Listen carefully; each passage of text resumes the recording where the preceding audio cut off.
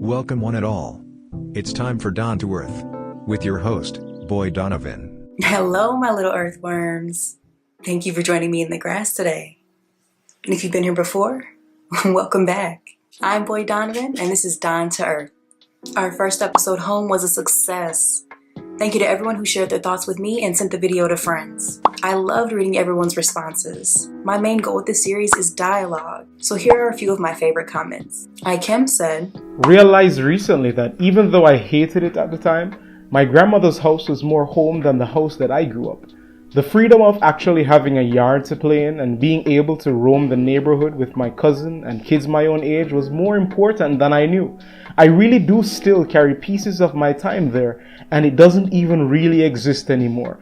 This was beautiful, Don. Thank you so much, Ikem. Before I cut it out of the video, I initially closed out the episode talking about my grandmother's house as well. At the time that you left your comment, she was still with us, but just a few short months later, she passed on. I became more and more afraid that if her house didn't stay in the family, my core sense of self would just disappear. But I realize now that it isn't about the house. It's the memories I made there and the people that made it special. We always carry vital pieces of home with us, even if we don't realize it. Carrie said, I finally watched the whole thing. It was very thought-provoking. I like the graphics and the stories. I'm interested to see what the other episodes are about. I'm glad you picked Solange rather than Beyonce. I'm glad you like it, Carrie. When I Get Home dropped at the same time that I was writing the episode, but Homecoming dropped before the episode was actually released. So I considered adding it in as well. In the end, I went with When I Get Home because it resonated more personally, and I loved Homecoming, but I think I made the right creative choice. D'Angelo said, I watched your video. I really liked how you used the story of the house that Jack built. At first I was confused, but you brought it together. I hadn't thought about it like that. I also liked how you told the story of you coming home. You felt and processed the experience in a way I could understand, but not put into words. I'm glad you were able to relate, D'Angelo. Sometimes all it takes is hearing someone else's feelings and experiences to help you to understand your own. That's why it's important you all keep giving me this amazing feedback. I'm learning about myself through all of your thoughtful messages. Okay, now on with the show. Today's episode is about love. I've been working on it for a while, on and off.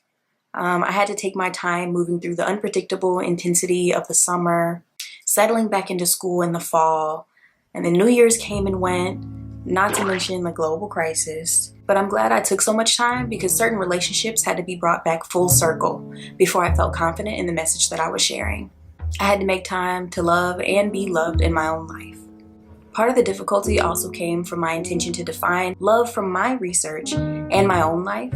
But after editing and re-editing, writing and rewriting, I realized that I can't give a full-bodied exploration of the subject from my experiences alone.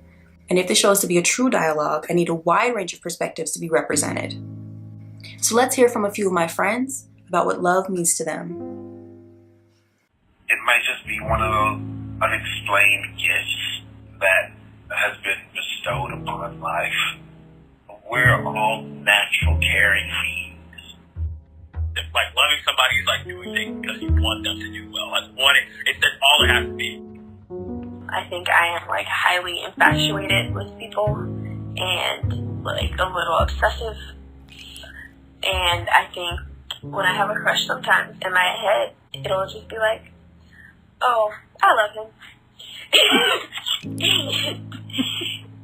Me showing that I love you is going to be like creating something for you, or let's leave the city together. Like, I want to spend days with you. It's like when you're going over your grandma's house for Sunday dinner or whatever day dinner, you just know grandma cooking. But the vibe you get as soon as you walk in the door, you could have got fired, you could have just got into an argument with your boyfriend or girlfriend, you could have just got into a fight with your homie. As soon as you walk in grandma's house, it's like that feeling you get when you walk in, you just know. It's all love in this motherfucker. Love is elusive. Its meaning evolves from person to person. It's like water. It takes the form of whatever container it's poured into, shape-shifting to fit the individual. Love revitalizes.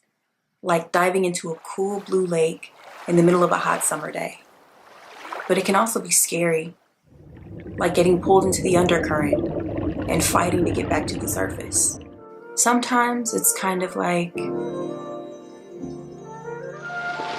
This here, right now, at this very moment is all that matters to me.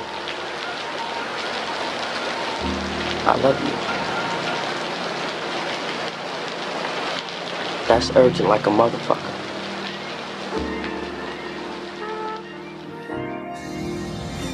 Just remember that I belong to you. Just remember that I wouldn't hurt you for anything in this world. You special. Special, huh? You don't know about that. I wish you could see what I see. Well, there's love of children, love of self, love of God, love of a partner. All of them have a different shape, but all of them is the same in the end. It's about sensitivity. It's about passion. It's about unconditional giving of self.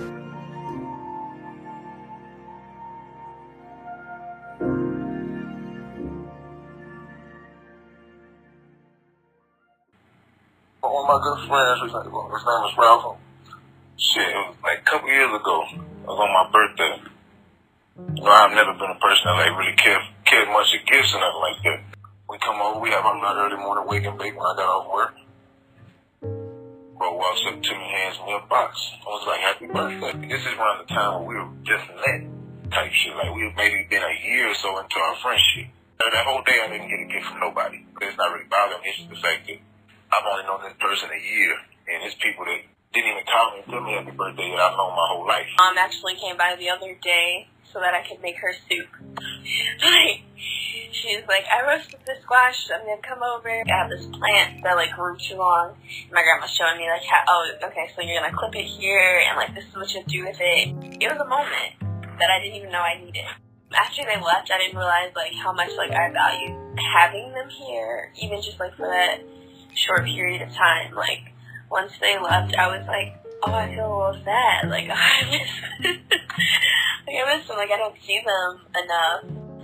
That type of shit is not common. Whether it be like your family, friends, just being there for a motherfucker, looking out for a motherfucker, but not because you feel like you want that person to owe you or you want something back for that person. And other times, it's kind of like... I can't make nobody love me. There's not a candle I can burn. There's not a spirit I can conjure.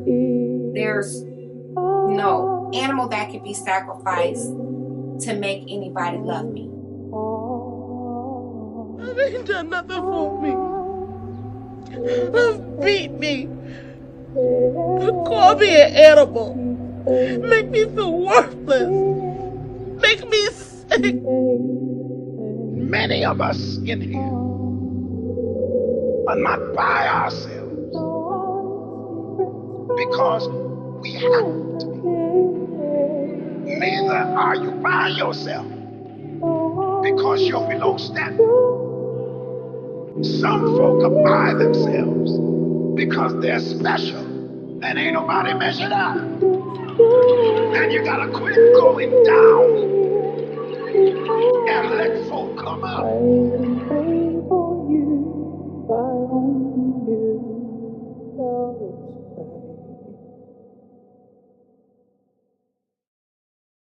Falling in love is conflicting as fuck. Because you're scared. But at the same time, you're more comfortable than you ever been. But that's what scares me. A person's trying to get close to me, it makes me question. What do you want from me? What are you looking for in me? Like, why are you trying to embrace it? We're more so ashamed of loving the wrong people or like giving love to people who haven't like reciprocated it the same way. And we often are so ashamed by that we close this off to everything else. And that's not really fair to yourself at the end of the day. I feel like deep down, everybody wants to be loved. Everybody wants to love. But it's an individual's perception of love that'll either drive them to it or deter them from it. So you have a bad relationship after bad relationship. You got the people that close up and they can go their life without somebody. But it's not because they're choosing to, they scared. They've been hurt too much. But love relationships don't all fall on one side of the binary. Humans are much more complicated than that. And each interpersonal connection may be made up of layers of both beautiful and devastating moments, sometimes at the same time. More often than not, things will be bittersweet. If you had to explain it to someone who claimed never to experience it, how would you describe the feeling of being in love? This can be romantic or not. Paint me a picture down in the comments below.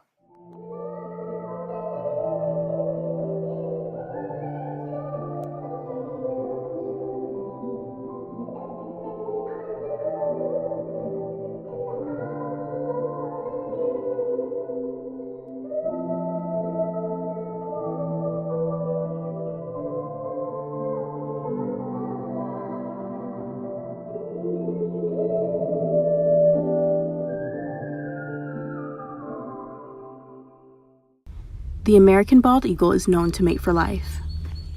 More interesting than this fact is the bizarre mating rituals that take place between two eagles that have decided to take things to the next level.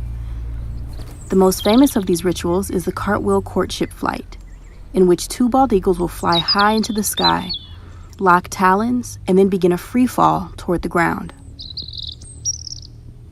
If the two don't complete copulation before hitting land, they'll accept death as an end to their union and their lives.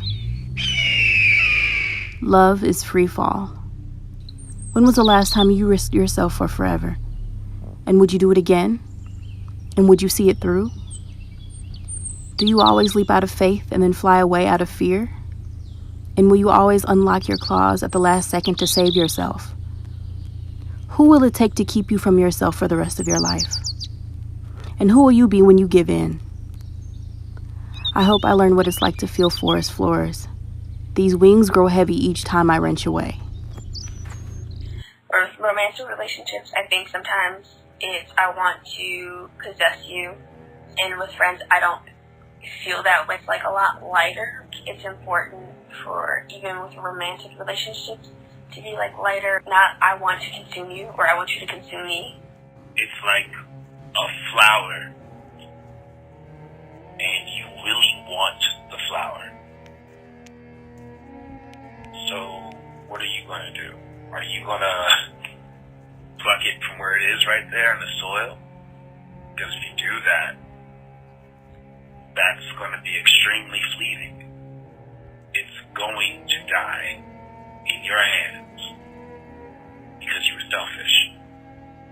Instead, you could leave it there, plant it in the ground, continue to grow, and you can still see it every now and then. And I'd rather see that flower every now and then.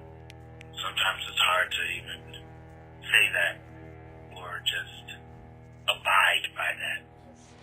Nothing in the world more beautiful than falling in love. But falling in love for the right reasons, falling in love for the right purpose, falling in love. Falling in love. Isn't love a union between two people? Or does Eartha fall in love with herself? Yes. I fall in love with myself, and I want someone to share it with me.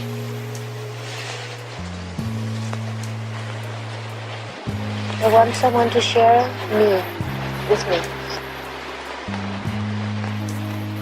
Has that happened? Many times. In many ways. For thousands of years, people have wondered at the idea of soulmates and the root of our yearning for companionship. Symposium, written in 360 BCE by the Greek philosopher Plato, is a compilation of speeches and conversations between Plato and his peers. During one of their dinner parties, the conversation turned to the subject of love. The playwright Aristophanes sought to explain the origins of the feeling with mythology. Primeval man was round, his back and sides forming a circle, and he had 4 hands and 4 feet, one head with 2 faces, looking opposite ways, and they looked precisely alike. He would walk upright as men now do, backwards or forwards as he pleased, and he could also roll over at a great pace, turning on his 4 hands and 4 feet, 8 in all, like tumblers, going over and over with their legs in the air. He went on to describe that these original humans had 3 genders and double sets of genitals, some that were 2 males, some with 2 females, and some androgynous. Aristophanes claimed that they were so powerful they threatened the gods. Rather than destroy them altogether, Zeus split each human in half to only have 2 legs, 2 arms, and a single face, and that for the rest of their lives they would roam the earth searching for their other half. The thing about soulmates is people change. I think that people are around to teach you lessons, but I also think to think that out of all the people in the world, somebody is perfectly attuned to you is kind of narcissistic. A soulmate to me is a person who y'all souls connect. We all forms of energy.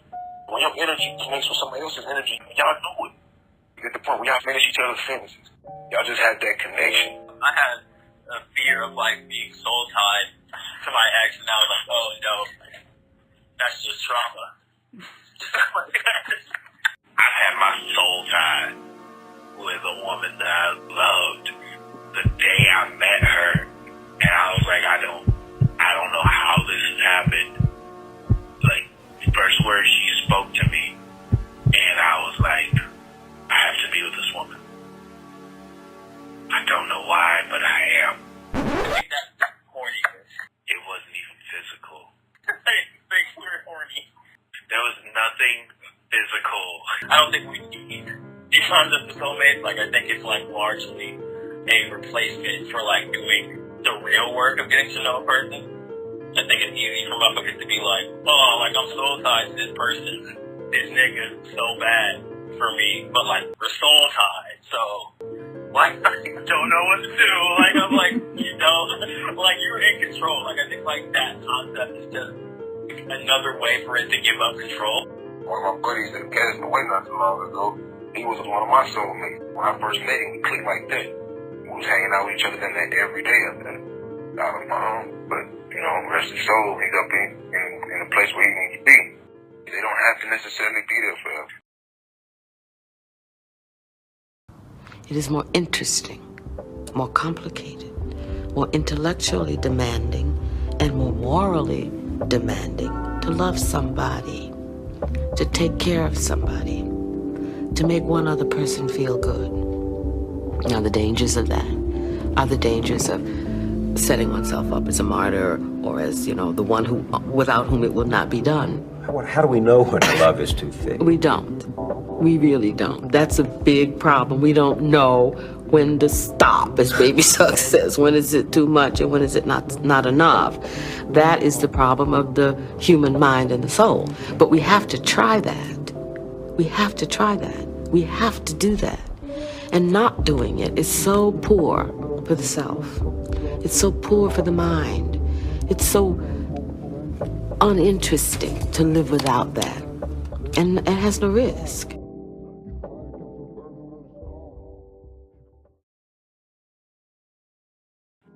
It is your moral imperative to love simply because you are here because of it. So it's kind of selfish for you to not.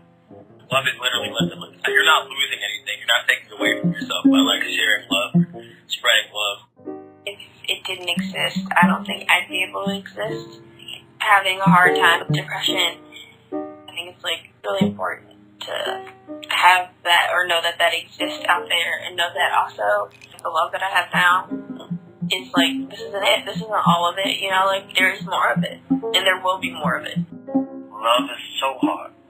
Self-love is so fucking hard. To know that you are enough, to believe that, to continuously feel that is a feat. Happiness is like sand. Sand is dropping into your hand right now, right? And if you hold it like this, you lose it, right? If you're trying too hard to grasp onto it, you lose it. But if you just let it flow, you'll hold on to it easier. That's what makes love so great. It's original every single time. I know we can only experience life from our own perspective. We can empathize with others, but at the end of it all, we're left to ourselves, our own thoughts and our own feelings. But I had an epiphany recently. I am not the only person stepping into vulnerability and risking my feelings for the opportunity to make a meaningful connection. Everyone is putting parts of themselves on the line, hoping to see and be seen. Not every attempt is successful. In fact, most won't be. The most important thing is that we remember that when a match isn't made and insecurities start to creep in, we need to be gentle with ourselves and others. We should take comfort in knowing we aren't as alone as we feel. It's our responsibility, as the late great Toni Morrison once said, to give and receive love openly and without reservation. This episode is dedicated to my grandmother, Beverly Bennett, who was the most loving person I have ever met. I watched her labor in love, not for selfishness or personal gain, but because it was the right thing to do. She showed me that love could feel safe. She showed me that it can truly be unconditional. My heart is full now because of how selflessly she poured into me, our family, and the community. In these weird and difficult times, what are the ways that you're intentionally loving on yourself? How have others shown love to you? Who's reached out? Who have you reached out to? Remember that all you share will return to you threefold. So don't withhold the love you have to give. There's an abundance of it out in the world, despite how it may seem. Just open yourself up to receiving it. Thank you for joining me in the grass today. Remember that every day is a new opportunity to commit to creative living. I'm Boy Donovan. Love you. Talk to you later.